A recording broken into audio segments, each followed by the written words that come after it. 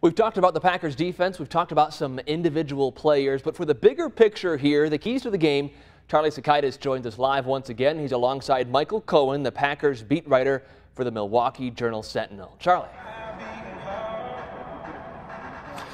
Michael, we're going to talk a little bit about what this game means, what has to happen here, and it starts defensively. They're missing that big piece in. That's a very loud horn. They're missing that big piece.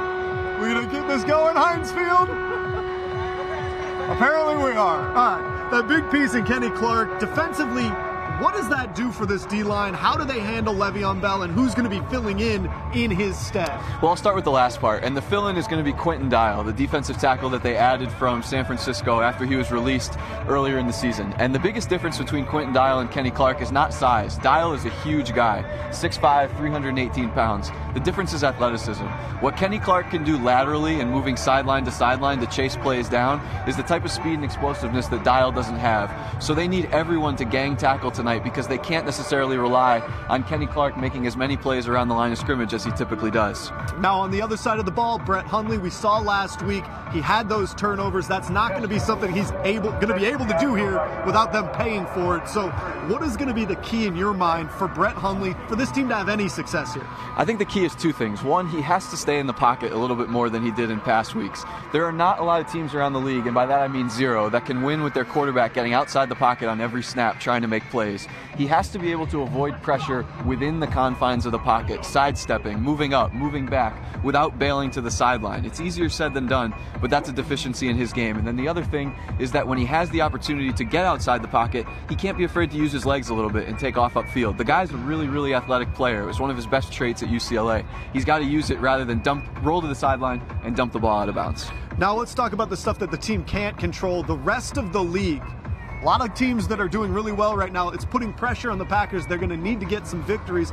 Just how much does this game matter, and maybe the next couple, for them to really have a playoff shot? Well, I think the Packers probably think their next two games against Tampa and Cleveland are fairly winnable, and so if they can steal this one, it would be huge. But the two divisions that the Packers and Packers fans need to pay attention to are the NFC South and the NFC West. You look at the NFC South, and they have Carolina, New Orleans, and Atlanta. All three of those teams could make the playoffs, with one winning the division and two getting wild cards. You go out west, and you talk about Seattle and the Rams being in the same division. So those are the two areas that are most likely to steal playoff spots from the Packers, because at this point, the NFC North is gone. The Vikings or Lions are going to win the division, probably the Vikings, and so they need a wild card. But the NFC West and the NFC South are causing problems right now for the Packers. And they need to win some of these games for Aaron Rodgers to have any chance of coming back. He was out here on the field earlier today, looked good throwing the ball around, but you don't bring him back if there's not an opportunity for them to move forward. Absolutely, and the timeline remains the same. He's still not eligible to come off IR at the very earliest until that game at Carolina, and he can start practicing 2 weeks before that 8-week mark. So he could get back on the field in another week or two here if he's ready to do so. But like you said, if there's no reason to bring him back, don't risk it. He's got to be your quarterback for the future. That's going to do it from us here in Heinz Field. Michael Cohen joining myself, and we are going to get on out of here. So let's head it back to the studio and see what you guys can tell us there.